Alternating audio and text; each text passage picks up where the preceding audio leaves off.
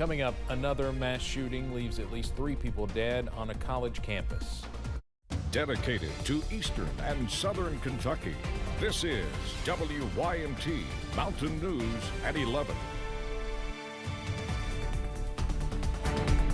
Good evening, I'm Steve Hensley. Details about a shooting at the University of Las Vegas, Nevada are still coming in, but officials now say 3 people are dead and at least 1 other wounded. The attack just before midday Las Vegas time set off panic as police rushed to the scene while students and professors barricaded themselves inside classrooms and dorm rooms. CBS's Nicole Comstock has more from Vegas. Police said there were multiple victims after a gunman opened fire in a deadly mass shooting at the University of Nevada in Las Vegas. We have 1 patient right now. Supposedly we have more patients inside with an active shooter. I didn't get really scared until we were sitting there quietly and I heard 3 gunshots. Pop, pop, pop. And I was like, oh my God. Authorities said the suspect was killed by responding officers. UNLV campus police responded to the scene and engaged the suspect immediately right outside of Beam Hall. As the school went into lockdown, UNLV sent an urgent alert to the community, writing, "Run, hide, fight. This is not a test." This man says he and his sister attend the school, and she was on campus at the time of the shooting. Her teacher just locked up the room, said they're not letting nobody out until they know, like, the suspects are, like, gone or whatever. We had to close the door and barricade all the tables up, about 6 tables up, to make sure that the door wasn't coming out. According to UNLV, the shooter was at a building that houses the business school, and police responded to a report of additional shots fired at the nearby student union. What happened today is a heinous, unforgivable crime, but I want y'all to know something. It's a crime that we train for each and every day. A federal law enforcement official says the FBI offered assistance in the ongoing investigation. Nicole Comstock, CBS News, Las Vegas. Just more than 6 years ago, Las Vegas suffered one of the worst deadly mass shootings in U.S. history at the Mandalay Bay Casino. 60 people died and hundreds were injured. Mass shootings are trending down since 2021, but it turns out the number of shootings on college campuses are going in the opposite direction. That's according to the director of the Gun Violence Archive. Grayson Passmore spoke with him tonight, and she continues our top story team coverage. I know way too many people who are survivors. Mark Bryant runs the Gun Violence Archive in Lexington, but this week he's in Washington, D.C. for the National Gun Violence Prevention Conference. Bryant was also attending the annual vigil for gun violence victims at St. Mark's this very evening, just hours after another shooting on a college campus. A tragic juxtaposition Bryant can't help but notice. It's a couple of hours of just people kind of getting together and resetting themselves and then bracing themselves for another year. As survivors and families gather, Bryant is beginning to put together his year-end report on gun violence in the U.S. He says there were 690 mass shootings in 2021, 645 last year, and we're now sitting at 630 for this year so far. We're going back to the pre-COVID trend lines, and that's a good thing. But the number of incidents where someone is either shot or killed on a college campus are trending in the opposite direction, and Bryant says he can't tell you why. In college shootings in 2022, we had 35 that had injuries or death, and we're at 40 now. And after Wednesday's shooting, more families will be added to the growing list of victims. That causes them problems forever. So, we have to look at, in the future, how we address that, and we don't right now. In Lexington, Grayson Passmore, WYMT Mountain News. Also out of D.C. today, Senate Republicans blocked efforts by Senate Democrats to pass an assault weapons ban and universal background checks legislation. Only 4 candidates were on stage tonight for the 4th presidential debate hosted by News Nation at the University of Alabama in Tuscaloosa. Chris Christie and Vivek Ramaswamy traded jabs at one point. You do this at every debate. I'll tell you exactly what don't interrupt me. I didn't interrupt you. okay? You say them this, about how you want to send our kids to die. You Go do this for it. at every debate. You go out on the stump and you say something.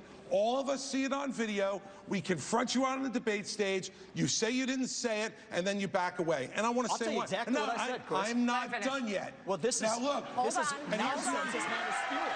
This man is spewing nonsense. Let me tell you something. This is the fourth debate. The fourth debate that you would be voted in the first 20 minutes as the most obnoxious blowhard in America. So shut up for a little while. Nikki Haley and Ron DeSantis also participated. Frontrunner and former President Donald Trump has skipped all the debates. We'll have more on the fourth debate tomorrow on Mountain News this morning.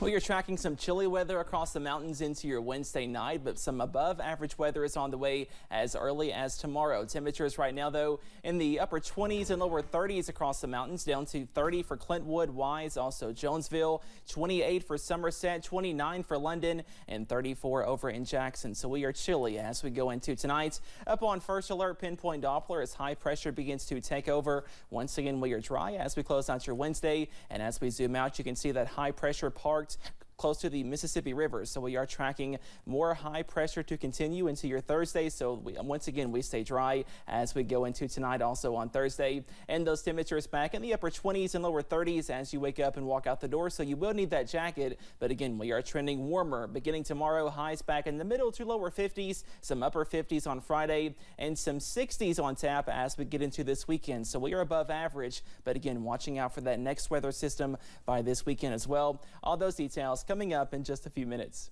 Steve? Cameron, thanks. There are many potential scams folks should watch out for this holiday season. WYMT's Chandler Wilcox talked to someone with Hayden Citizens Bank about a few of them. Scammers are looking to ruin holiday seasons with many different tactics. Some stuff we're seeing right now are mailing scams. Folks are getting letters in the mail listing Hayden Citizens Bank as the sender when we're not sending this stuff out. Brashear says fake mail will often look cheaper than what they would send out. Most of the time, if you're going to get something from a legitimate source, it's going to be on letterhead. It's going to look, much more realistic. One of the more prevalent scams is caller ID spoofing, where it may look like the bank is calling you, but they're not. With Hayden Citizens Bank, all our folks are local. So that's the first thing. But any bank that's going to do with you, don't give out any information over the phone. If it doesn't feel right, hang up and call your bank. Emails can also be a way for scammers to reach you. Those aren't so bad coming from Hayden Citizens Bank, but our customers are getting a lot of those right now. They'll say you've got a delivery from Amazon that's coming in. Click here. The threats can be tangible as well, even programmed phone chargers. These tools look like everyday objects. They could be USB drives, they could be chargers for your cell phone, but that's not all they are. Brashear says folks should also be aware of movie money instead of real cash. In Hayden, Chandler Wilcox, WYMT Mountain News. Brashear also says people should call their bank immediately if they feel like something has been compromised.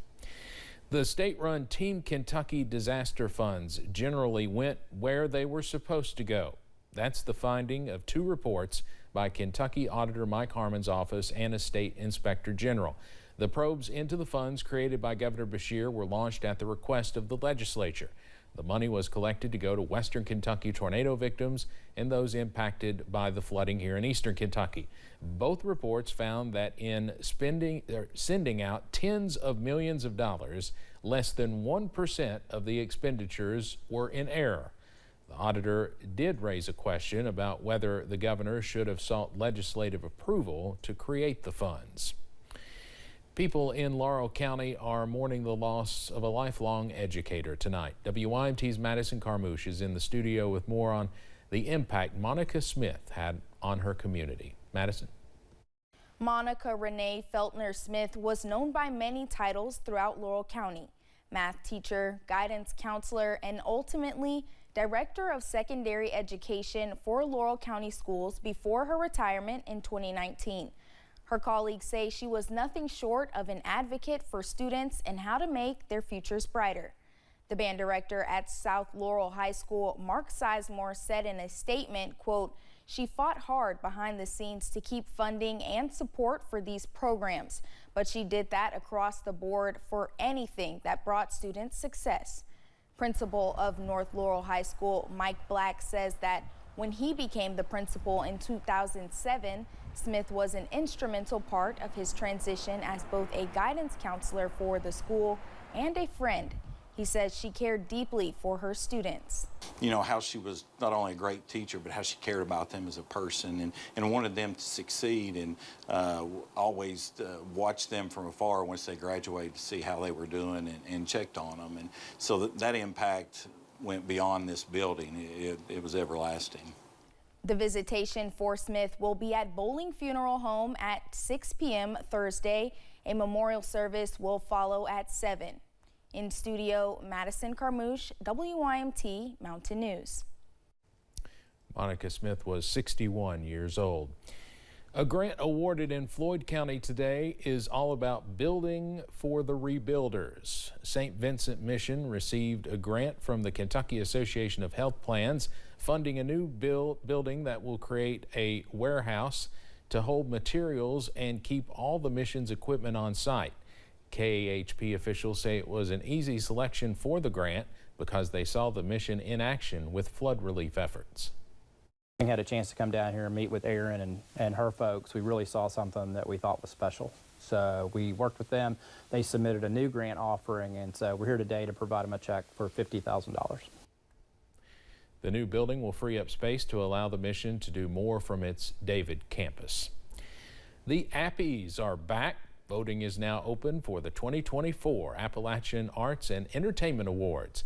The event, hosted by the Mountain Arts Center in Prestonsburg on March 16th, gives folks the opportunity to celebrate their favorite Appalachian artists, personalities, musicians, and more. With a wide range of professionals nominated this year, MAC Executive Director Joe Campbell says the event is reaching further each year, celebrating more mountain talents than ever before. That's one of the goals we were shooting for, was to have candidates from all 13 Appalachian states, and we did that this year. Thousands and thousands of nominations. It took a while to go through. Our team worked very hard the last few weeks leading up to this. You can vote now at AppalachianArtsAndEntertainmentAwards.com and secure your tickets to this year's event at MacArts.com. Coming up on Mountain News at 11, a drive-through nativity makes a Christmas comeback after last year's flood. Plus, high pressure keeps us dry through Friday, but rain chances increase by this weekend. Your first alert forecast coming up.